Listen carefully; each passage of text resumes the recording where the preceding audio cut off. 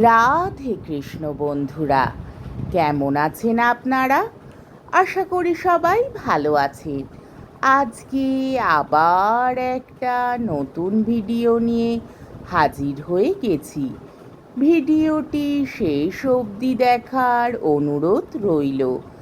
আজকের গল্প তারাশঙ্কর বন্দ্যোপাধ্যায়ের অন্যতম শ্রেষ্ঠ উপন্যাস হাঁসুলি মাকের উপকথা।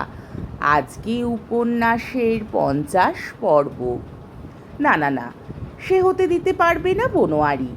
সে যতকাল বেঁচে আছে তার মাতব্বীর আমলে কাহার পাড়ার কারোর রঙে অর্থাৎ অঙ্গে ওই দাগ লাগাতে সে দেবে না।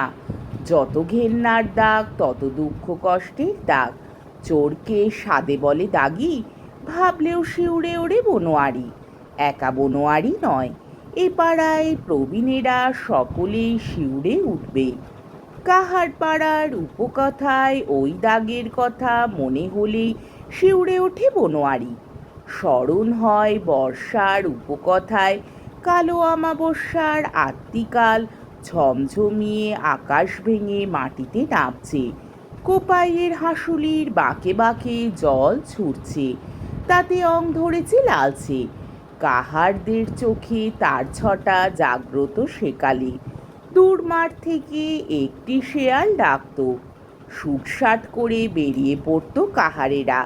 মাথায় ফেটা বেঁধে মুখে চুনকালি মেখে হাতে লাঠি নিয়ে বেরিয়ে পড়ত। হে বাবা ঠাকুর, তুমি রক্ষে করো। বনোয়ারি, প্রহ্লাদ, রতন, গুপি এরা সকলেই ছেলেবেলায় সেসব কিছু কিছু দেখেছে, সুচার চোখে দেখেছে। সে আজও সেই গল্প করে। চোখ বড় হয়ে ওঠে, ভারী গলায় বলে, কোপাই এসে মন্বন্তরার বাণে ডুবে দেশ শোনান হয়ে গেল। কুঠি গেল, সাহেব মশাইরা গেলেন, কাহার পাড়া অনাথ হলো। মুনিপ গেল না বাপ গেল, পেটের তরে ভাবতে হতো না। সকালবেলাতে 16 জনা কাহার কুঠির কাছারিতে গিয়া হাজির হলেই খালাস। পালাপালি করে 16 জনা করে যেত কাহারেরা। কাহার পাড়ায় তখন 2 কুড়ি 2.5 কুড়ি মুনিশ। মোষের কাঁধের মতো ইয়া ইয়া কাঁধ। কুঠি উঠে গেল, বানে ঘর বাড়ি ভেঙে গেল, মড়ক লাগলো।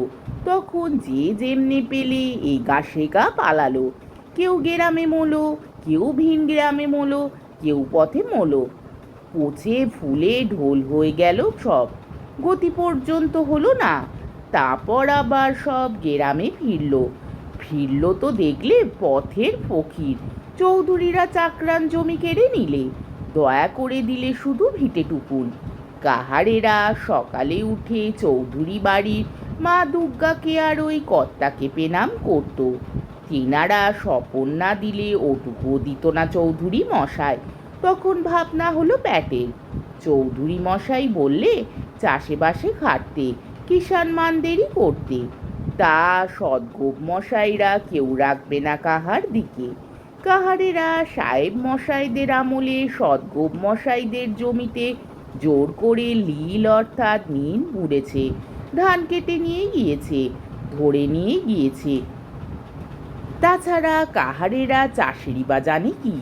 সত্যি কাহারেরা চাষকর্ম ভালো করে জানতো না।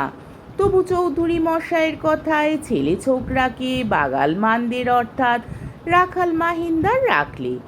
বড় বড় জোয়ানেরা মাথায় হাত দিয়ে বসলো। তখন 8 পৌড়ে পাড়ায় হলো চোরের দল। এতে দুপুরে শ্যাল ডাকলে সুটসাট করে বেরিয়ে ইগা শিগা থেকে চুরি চামারি করে আনতো। ক্রমে পেটের দায় বটে, মতিভ্রমের কারণ বটে। কাহারেরা ধরলে ওই পথ। রাত্রের অন্ধকারে কালো কাহারদের দেখতে হতো আরও কালো। গলার রজ হতো জন্তু জানোয়ারের মতো, চোখ দুটো জ্বলতো আংড়ার মতো। তারা চুপি চুপি গিয়ে গেরস্ত বাড়িতে শীত দিত, দরজার কুলুপ ভাঙত, সোনা দানা চাল ধান বাসন কোসন কাপড় চোপড় যা পেত নিয়ে আসতো।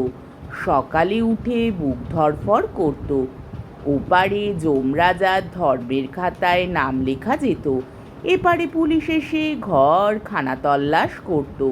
মেয়েদের পর্যন্ত কাপড় ছাড়া দিত, পুরুষদের মা বোন তুলে গাল দিত, থানায় হাজতে পুড়ে চালাতো কিলচর লাথি।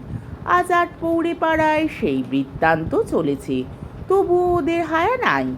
বেহায়ার দল ওই আটপৌরেরা। অনেক কষ্টে কাহারেরা নিষ্কৃতি পেয়েছে। সুজাত বলে, এক পুরুষ গেল, দু পুরুষে সবাই দাগি হলো। কাহারেরা তখন চাষেবাসে মন দিলে, চুরি চামারিও করত, কিন্তু আগের মতো লয়। তবু দাগের বিপদ যাবে কোথায়? চুরি হলে কাহার পাড়ায় পুলিশ আসত, ধরে বেঁধে নিয়ে যেত। দোষেও নিয়ে যেত, বিনা দোষেও নিয়ে যেত। মধ্যে মধ্যে বদমাইশি মকদ্দমায় গোষ্ঠী সমেত নিয়ে টানাটানি। এই তখন আমার দাদা ওই বনোয়ারির বাপ। গ্রামের মধ্যে প্রবীণ সৎলোক ঘোষবাড়ির আশ্রয় পেয়েছে। ঘোষমশাইরা অনেক তদির করে থানার খাতা থেকে নাম কাটিয়ে দিলেন। দাদাই তখন বললে, পিতিজ্ঞে কর সব, চুরি কেউ করবে না। নয়নের বাবার ছোকরা বয়স, চৌধুরী মশাইদের বাড়ির লোক সে। সে তো গ্রাহ্যই করলে না। চৌধুরী মশাইদের দয়াতে ঘর ভাঙারা পুলিশের হাত থেকে রক্ষে পেলে। তখন গ্রামে দুটো দল হয়ে গেল। এক দল দাদার কথা শুনলে, একদল হেসেই উড়িয়ে দিলে। তা পরেতে লয়ালের বাবা কাঁচা বয়সে মরলে পর দাদা হলো মাতব্বর। দাদা অনেক কষ্টে কাহার পাড়ার চোর নাম ঘোচালে, তাও দু একজনা মানত না, শুনতো না। এই গুপের দাদা কেলো ছোড়াটা কাল চুরি করে এলো। গায়ে দল নাই তো চন্দনপুর ডোমেদের সাথে চুরি করত। বনোয়ারি কত মারধর করত, কালাচাঁদ তাও শুনতো না। পুলিশ ধরে নিয়ে যেত, হাসতে হাসতে যেত। বলতো, শরীর সেরে আসিগা দিন কত। তা জেল থেকে ফিরত এই ভামুক কুমো অর্থাৎ মোটাসোটা হয়ে। শেষ কথাটি বলে হাসে সুচাঁদ। মধ্যে মধ্যে আফসোসও করে সুচাঁদ। আঁচলের খুঁটে চোখ মুছে আর বলে, আহ, কী সব কাল ছিল, আর কি হলো। সেসব ছিল মরণ।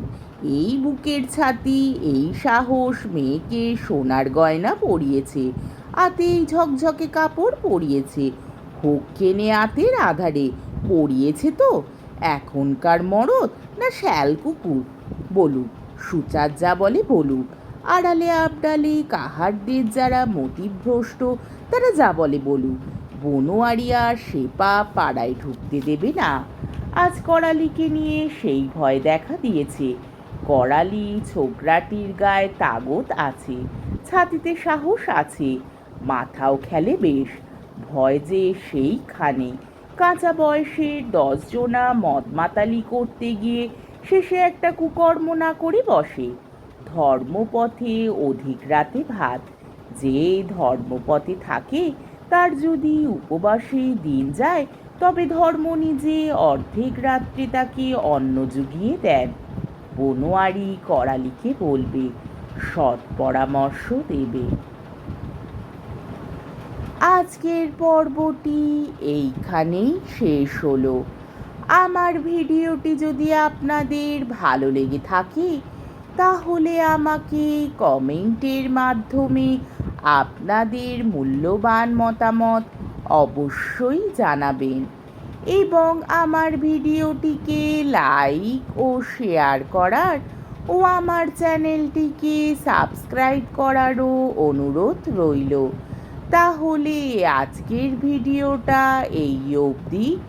পরের দিন আবার এই উপন্যাসেরই 51 পর্ব নিয়ে হাজির হয়ে যাব। ততক্ষণ পর্যন্ত আপনারা সবাই ভালো থাকবেন, সুস্থ থাকবেন, সাবধানে থাকবেন এবং আমার ভিডিওটি দেখতে থাকবেন। তাহলে আজকে আসি। রাধে কৃষ্ণ।